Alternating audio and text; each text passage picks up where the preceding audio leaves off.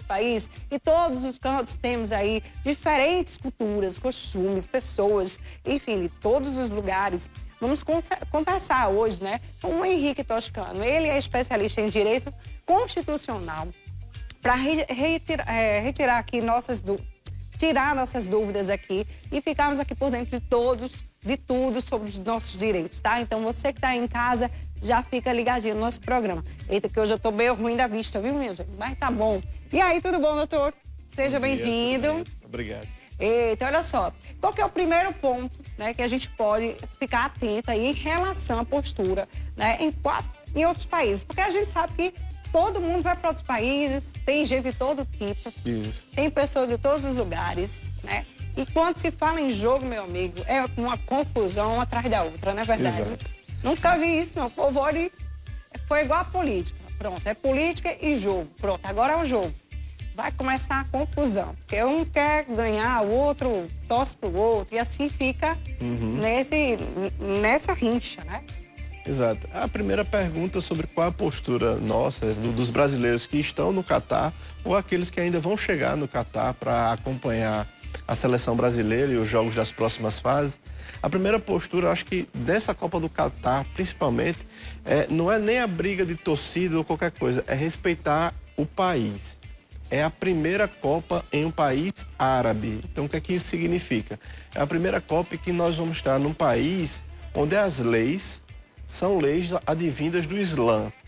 E a postura principal de quem vai visitar um país tão diferente como o Catar, com características tão peculiares, é exatamente respeitar a cultura, os hábitos e os costumes desse país. Principalmente as cautelas do brasileiro ao sair daqui para ir ao Catar são aquelas de praxe, verificar toda a documentação, se o visto está em dia.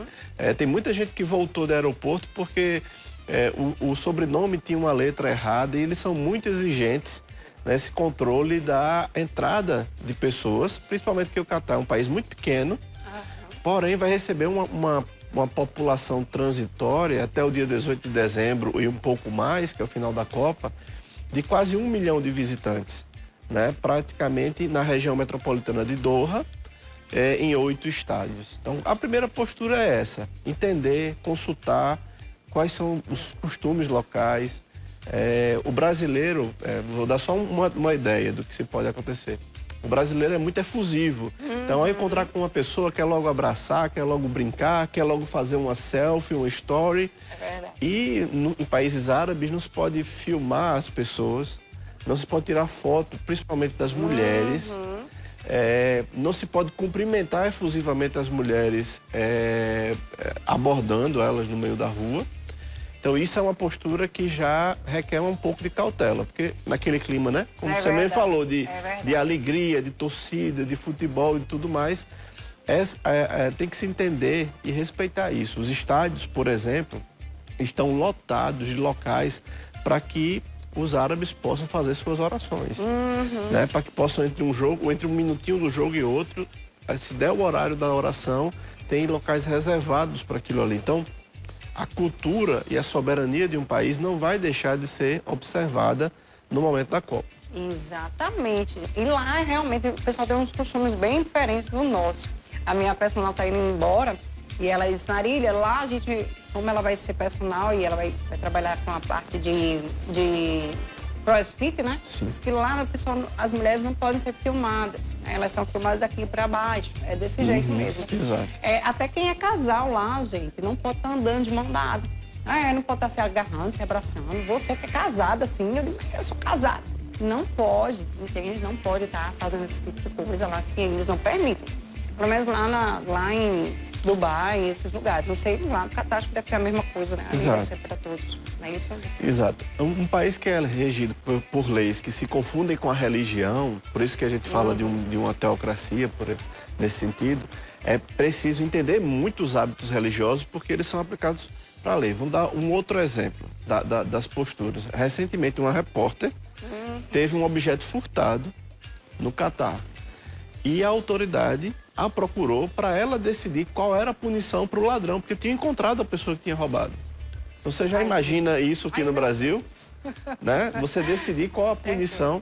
Então, não é uma coisa interessante. Segundo, outra coisa que os brasileiros têm que entender. Todo mundo fala muito do perímetro da FIFA, que são os locais onde são feitas as festas para os fãs, que é a FanFest, e locais perto dos estádios. Ali naquele perímetro da FIFA vai ter um tipo de regramento mais brando em relação à bebida alcoólica e uma série de outras coisas. Sim. No entanto, esse tipo de perímetro não permite tudo. Não significa que a soberania do país ela está, digamos assim, distante do que as leis islâmicas estabelecem e os comportamentos que devem ser feitos. Ontem mesmo no jogo Equador e Catar, que foi o jogo de abertura, um torcedor do Equador foi questionar um lance que foi anulado em favor que beneficiou o Catar, e ele foi fazer o gesto de que teria sido comprado e fez isso em público. Aquilo já deu um primeiro problema no estádio. Depois teve um vídeo dos dois se abraçando, entendendo que aquilo era Copa. Então, além do brasileiro entender como se comportar, porque nem sempre eles vão entender digamos assim, certas manifestações da torcida, entender que dentro do ambiente do estádio, por mais que ainda tenha uma regulamentação da FIFA, que é uma federação internacional, que se tem algumas regras abrandadas, é preciso entender que não se pode fazer alguns tipos de gestos. Por exemplo, até mesmo dentro de campo, alguns jogadores estão muito recomendados, inclusive pela própria FIFA, e hoje é matéria já em todos os jornais. O capitão da seleção inglesa que vai jogar hoje, o Harry Kane, ele queria jogar com uma abraçadeira de capitão, em alusão à bandeira One Love, em homenagem à comunidade LGBTQIA+. Foi recomendado pela FIFA de não usar, porque está num país onde a lei classifica a homossexualidade como crime. Então ele disse que ia jogar, depois ele foi altamente recomendado de que não usasse o símbolo. Porque para evitar, né? Para evitar alguma confusão. Então veja como é delicado, até mesmo para os próprios jogadores. Imagine os brasileiros. E mais uma vez, a postura dos brasileiros é interessante a gente reforçar. Lá, vocês serão julgados por leis islâmicas. Não então, brasileiras. Não brasileiras. Você correr algum tipo de infração, por exemplo, né? Exatamente. Onde eles podem recorrer? Como é que eles podem fazer? É muito importante que os brasileiros que estejam no Catar procurem. Primeiro, além de toda a informação, existem as embaixadas e os consulados que podem orientar os brasileiros o que fazer. No entanto, eles estão em outro país e qualquer atitude que eles cometam lá, são as autoridades de lá que vão punir. Segundo ponto, as punições são severas. Terceiro, não temos acordo de cooperação jurídica com o Catar. Não há um entendimento muito forte. É diferente de Brasil e Portugal, que são exatamente, digamos, países irmãos, né? Países que falam a mesma língua, países que têm uma história, Brasil e Espanha, que tem tratados internacionais de cooperação entre esses dois países, e a legislação se parece. Pois não. E a legislação parece muito. Então, isso é importante a gente reforçar, principalmente porque a gente está vivendo um momento de festa. E a gente não quer que o brasileiro que vá para lá volte com um baita problema para casa ou fique lá respondendo por um baita problema. Inclusive, estão proibidos de vender as bebidas, né? Cervejas lá. Exato. Meu Deus. E disseram que quem ganhar, o ganhador, né? Vai ganhar o estoque de bebida inteiro da Budweiser. Eita, acho que eu fez propaganda. Enfim, mas deixa pra lá. Dessa cerveja aí. Mas enfim, minha gente, tá complicado, né? Exato. Então, é bom até porque bebida, quando mistura bebida com jogo da águia, viu, também. Tem gente que não sabe, gente, beber, não sabe brincar, não sabe curtir. Então, acaba, um pouquinho de bebida já se altera, né? Já muda o humor, enfim. Complicado. Exato. No Brasil, por exemplo, o Estatuto do Torcedor, em 2014, proibia a bebida alcoólica nos estádios. E pela força das grandes marcas de cerveja no mundo, que são as grandes patrocinadoras das Copas, se suspendeu até essa aplicação da lei para que se permitisse a compra de bebidas. No Catar, igualmente se fez um regulamento para dizer que em determinadas áreas e horários é permitido o consumo de bebida alcoólica. Houve polêmica, depois disseram só que era bebida com cerveja sem álcool. E aí uma cervejaria que só produzia cerveja com álcool está patrocinando um evento e a bebida só vai poder ser consumida em determinado local. A quantidade que você pode comprar são apenas quatro copos e você tem que comprar 4 de uma vez.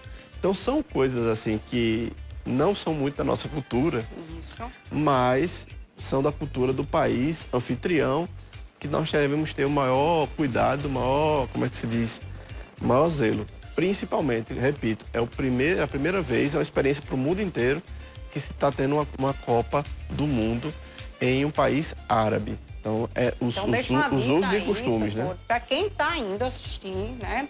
Ter mais cuidado, mais cautela, né? Cuidado para não estar falando besteira, né? Nem fazendo coisas erradas, porque a gente, quando está em outro país, gente, a lei do país é o que prevalece, né? A nossa não.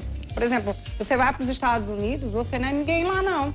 Você, eu sou médico, eu sou advogado, eu sou juiz. E tu não é ninguém. É assim, eles falam logo assim. Do mesmo jeito, é lá. O país deles, a lei que prevalece é a lei deles, não é isso?